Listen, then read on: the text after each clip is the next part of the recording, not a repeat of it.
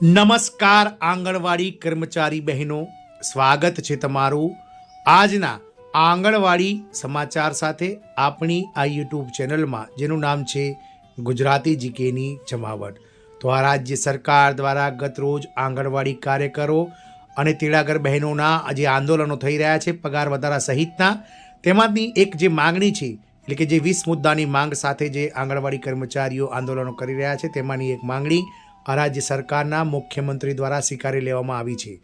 વાત કરીશું આ રાજ્ય સરકારની આજના વિડીયોમાં, કે જ્યાં આંગણવાડી કાર્યકરોને જે આંગણવાડી સુપરવાઇઝરના જે પદ ખાલી પડે છે દર વર્ષે મહિલા અને બાળ વિકાસ વિભાગમાં રાજ્ય સરકારમાં, તેમાં 50% જગ્યાઓ આંગણવાડી કાર્યકરોને બઢતી દ્વારા આપવામાં આવશે તેવી જાહેરાત જે છે તે ઐતિહાસિક જાહેરાત મુખ્યમંત્રી દ્વારા કરી દેવામાં આવી છે. જાણીશું આજના વિડીયોમાં વિગતવાર કે દેશની કઈ રાજ્ય સરકાર દ્વારા રાજ્યના આંગણવાડી કાર્યકરોને 50% આંગણવાડી સુપરવાઇઝર પદો પર બઢતીથી ભરવાની જગ્યાઓ ભરવાને લઈ અને ઐતિહાસિક જે છે તે નિર્ણય લેવામાં આવ્યો છે, તેને લઈ અને આજના વિડીયોમાં વિગતવાર ચર્ચા કરીશું. તો વિડીયોના અંત સુધી આપ બન્યા રહો. જો ચેનલમાં આપ નવા સબસ્ક્રાઈબર હોય તો અમારી ચેનલને સબસ્ક્રાઈબ કરવાનું ભૂલશો નહીં.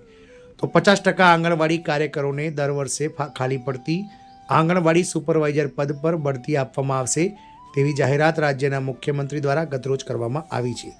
આ વાત કરીશું હરિયાણાની, જ્યાં મુખ્યમંત્રી નાયબસિંહ સૈનીએ મહિલા અને બાળ વિકાસ વિભાગની જાહેરાતો અંગે એક બેઠકની અધ્યક્ષતા કરી હતી. મુખ્યમંત્રીએ જણાવ્યું હતું કે મહિલા અને બાળ વિકાસ વિભાગ દ્વારા આયોજિત આ બેઠકમાં આંગણવાડી કાર્યકરો અંગે મહત્વપૂર્ણ નિર્ણયો લેવામાં આવ્યા છે. મહિલા અને બાળ વિકાસ મંત્રી શ્રુતિ ચૌધરી પણ આ બેઠકમાં હાજર રહ્યા હતા. બેઠકમાં એવો નિર્ણય લેવામાં આવ્યો હતો કે 10 વર્ષનો સેવા અનુભવ અને સુપરવાઇઝર પદ માટે યોગ્યતા માપદંડો પૂર્ણ કરતી આંગણવાડી કાર્યકરોને સુપરવાઇઝર પદ પર બઢતી આપવામાં આવશે. તેમણે કહ્યું હતું કે હવે 50% સુપરવાઇઝરોની નિમણૂક આંગણવાડી કાર્યકરોમાંથી કરવામાં આવશે અને બાકીના 50%ની નિમણૂક રાજ્યના શિક્ષિત જે મહિલા ઉમેદવારો છે તેમની ડાયરેક્ટ એટલે કે નિમણૂક સીધું ભરતી દ્વારા કરવામાં આવશે. મુખ્યમંત્રીએ કહ્યું કે રાજ્યમાં કુપોષણગ્રસ્ત બાળકોને કુપોષણ દૂર કરવામાં મદદ કરવા માટે વધારાના ભંડોળ પૂરું પાડવાની જાહેરાત કરવામાં આવી હતી અને આ અંગે ઝડપથી કામ કરવામાં આવી રહ્યું છે.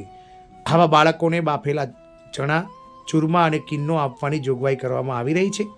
તેમણે કહ્યું હતું કે સરકારના અર્થપૂર્ણ પ્રયાસોને કારણે ગયા વર્ષે ઓળખાયેલા 80,000 કરતાં વધારે કુપોષિત બાળકોમાંથી 54,000 બાળકો કુપોષણમાંથી મુક્ત થયા છે. રાજ્યમાં હાલમાં ફક્ત 26,000 બાળકો જે છે તે કુપોષણથી ગ્રસ્ત છે. તેમને કુપોષણમાંથી મુક્ત કરવા માટે પણ ટૂંક સમયમાં કામ શરૂ કરવામાં આવશે. મુખ્યમંત્રી નાયબસિંહ સૈનીએ જણાવ્યું હતું કે 2,000 આંગણવાડી કેન્દ્રોને સક્ષમ આંગણવાડી કેન્દ્રોમાં રૂપાંતરિત કરવાની જાહેરાત અનુસાર 2,807 આંગણવાડી કેન્દ્રોને અપગ્રેડ કરવાનું કામ ઝડપથી ચાલી રહ્યું છે. વધુમાં સક્ષમ આંગણવાડી હેઠળ વસ્તુઓની ખરીદી ચાલુ છે.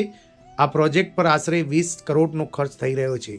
તેવી જ રીતે બાળકો માટે સારી સુવિધાઓ પૂરી પાડવા માટે આશરે ₹81 કરોડના ખર્ચે 2,000 આંગણવાડી કેન્દ્રોને પ્લેવેલ સ્કૂલમાં અપગ્રેડ કરવામાં આવી રહ્યા છે. તેમણે કહ્યું કે સરકારની યોજના મુજબ રાજ્યના દરેક જિલ્લામાં મહિલા કાર્યકારી છાત્રો બનાવવામાં આવશે અને જેથી કામ કરતી મહિલાઓને સુરક્ષિત સ્થાન મળી શકે.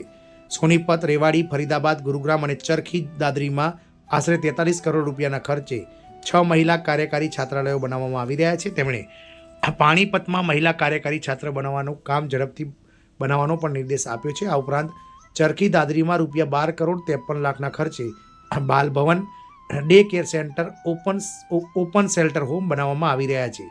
આનું પણ 80% કામ પૂર્ણ થઈ ગયું છે. બાકીનું કામ પણ ટૂંક સમયમાં પૂર્ણ કરવામાં આવશે. મુખ્યમંત્રી શ્રી નાયબસિંહ સૈનીએ જણાવ્યું હતું કે અસરગ્રસ્ત મહિલાઓને આશ્રય, કાનૂની સહાય, તબીબી સહાય, કાઉન્સેલિંગ અને પોલીસ સહાય પૂરી પાડવા માટે દરેક જિલ્લામાં વન સ્ટોપ સેન્ટર, સખી સેન્ટર કાર્યરત છે. આ સેન્ટરો 20 દિવસ માટે મહિલાઓને આશ્રય પૂરો પાડે છે. તેમણે વધુમાં ઉમેર્યું હતું કે આ સેન્ટરોમાં અત્યાર સુધીમાં 57,615થી વધુ મહિલાઓને સહાય પૂરી પાડવામાં આવી છે.